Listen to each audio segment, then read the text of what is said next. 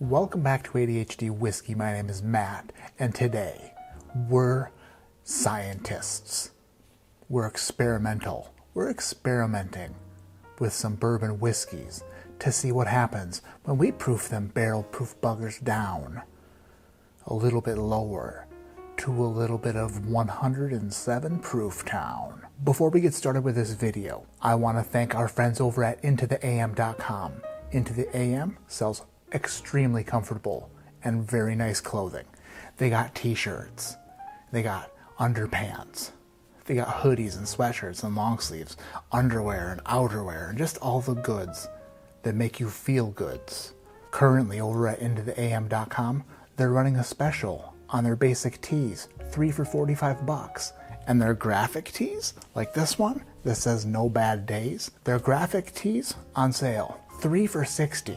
If you use my link in the description below, intotheam.com/ADHD, you'll save an additional 10% on your order. If you join their monthly tea club and you use the code ADHD, guess what? Free shirt your first month. Win, win, win. Everybody wins. Click on the link in the description below. Show some love to intotheam.com because they're showing love to Whiskey Tube. Thanks Into the AM for this comfortable ass shirt. And thanks for sponsoring this video. I got a couple good 107 proof whiskeys here. Massive Family Reserve, Blended American Whiskey, 107 proof. Weller Antique, 107 proof. I got to thinking, 107 proof is a pretty solid proof. It's a pretty good proof. So what happens if I take barrel strength bourbons and proof them sums of bitches down to 107 proof? Are they still going to be good? Are they going to maintain the characteristics that make them great at barrel strength? Or will they flop and fail and pale in comparison to 107 proof bourbons that are already on the shelf? There was only one way to find out, and that was through Matt Porter and science. So much science and mathematics.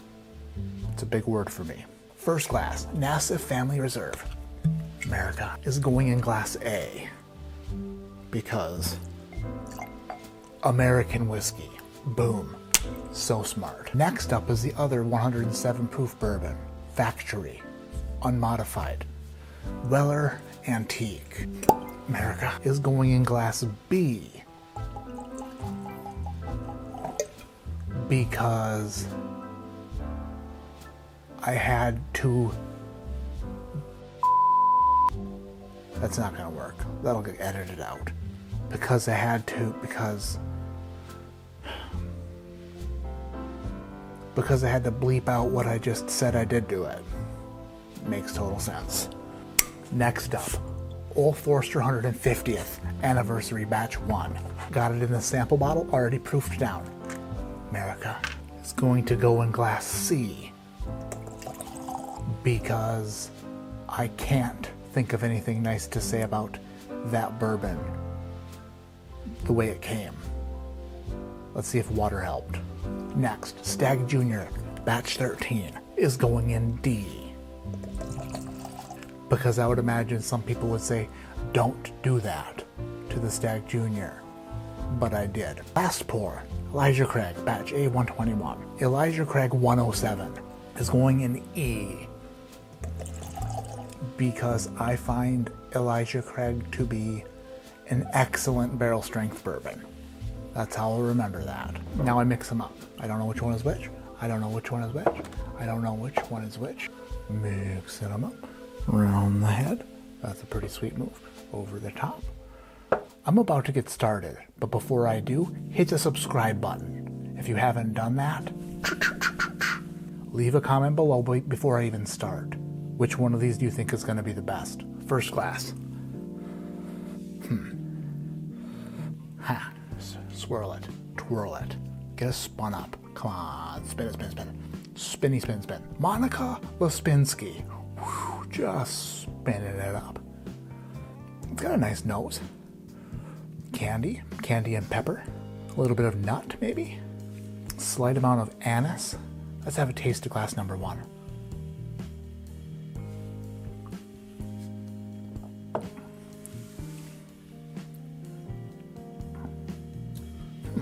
That was enjoyable.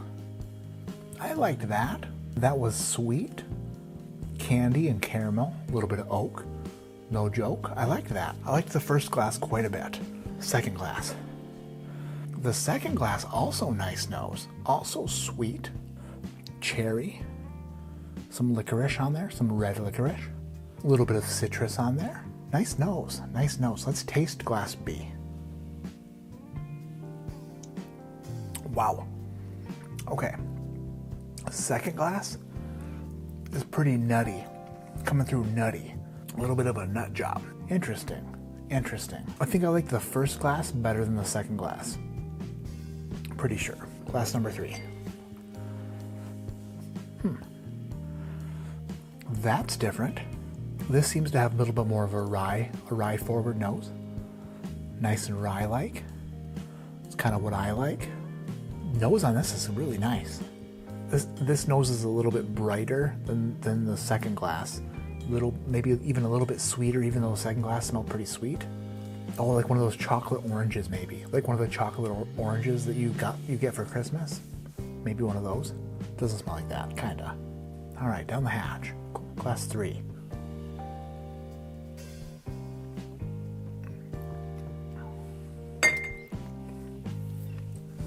Glass 3 is a pretty light palate, very sweet, has a little bit of rye spice on the back end, very approachable, very drinkable. Man, I want more of that. That tastes really good. I like that. So far, the first 3 glasses have been so different, but I think I like glass 1 more than 2, and 3 more than 2, but less than 1, pretty sure. Glass number 4. The heck? Glass number 4 smells, what's the word? Has a very savory nose on glass 4.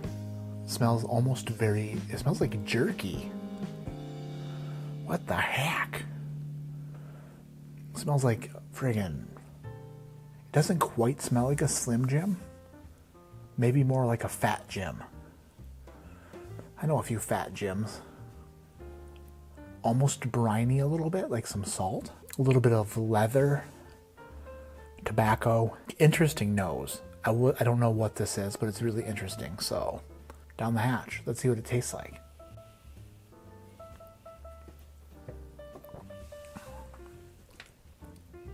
Actually, not very pleasant.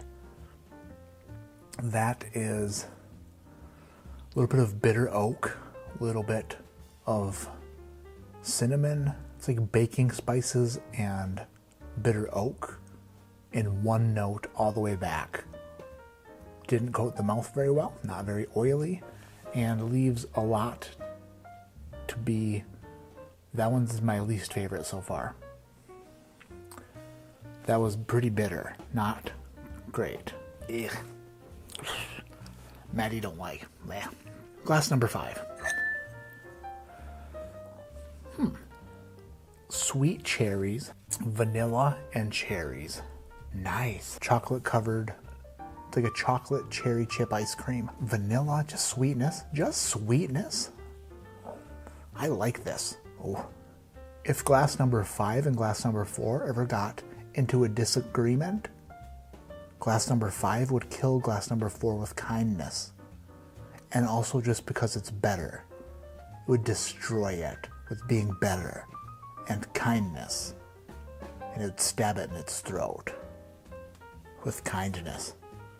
Hopefully number 5 tastes as good as it smells. Hopefully. But never know. You just never know. Some of the sweetness sticks around a little bit. It kind of fades fast. Kind of fades a little fast. The palate was like sugary sweetness up front with a little bit of cherry. Then like a hint of like caramel kind of tucked in here on the sides of the mouth a little bit. And then it was kind of gone. Not much of a finish to speak of. Slightly bitter. Not fantastic, but not terrible. Not bad. Not bad. I like it. It's good. I do like it. It's definitely not glass 4. Glass 4 can jump off the bottom shelf to its shattered glass death and be swept up by Cody in the maintenance department of the liquor store. Clean up on aisle number, yuck. Cody, come clean it up. Sucker. In last place, the most disappointing one by far. Letter C. The most expensive bottle here, proof down to 107. Adding that much water did not help. Bringing it from 125 to 107 seemingly made what I don't enjoy even worse. Unfortunately. My leg is asleep. In fourth place was glass number 2, and it was a nut factory mixed with mouse traps. Whatever this is what I would consider to be not my favorite, and if it's one of the watered down ones, I would say that the water did it a disservice. Elijah Craig A121. It really brought out the Heaven Hill profile a ton, like a heck ton. I gotta say this, the top 3 were a lot closer than the bottom 2. So on a different day, I could probably pick a different top 3. In third place, Stag Jr. Stag Jr., proof down to 107, is still good. It still keeps that Buffalo Trace profile. It just kind of falls apart a little bit on the palate. All right, second place. The nose on this is ridiculously good. Ridiculously good nose. Glass A was Nassif Family Reserve American Whiskey. It went in A because it was an American whiskey. This bugger comes from Cat's Eye Distillery in Iowa. This is a blend of 14-year-old light whiskey, MGP rye whiskey, and MGP bourbon. And it is great. If you ever come across a bottle of this, buy it. So good. So stinking good. I guess this was a winner tonight. This is it. This is the Weller 107 Antique. Antique wins tonight. Antique stole the show. Faux show. In this little experiment, you could consider it a success because I successfully completed the experiment. But you could also call it a failure because I failed to produce anything better than the off-the-shelf 107 proof whiskeys that I compared my watered down barrel proofs to tonight. And I'm all right with failure because I'm all right with science and predictions, which in science they call hypotheses, scientific method, calculations, Pythagorean theorem, triangles, geography, rhombus, function button, oh yeah, square root, 3.14.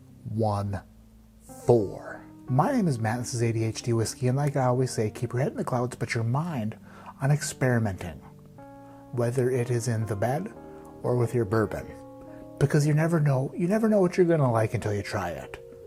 So water some stuff down, spice some things up. Who really cares? You do you. Just have fun out there. Have fun and keep it clean. What a joyous time to be alive when you can just add water to whiskey and watch it suck on the internet.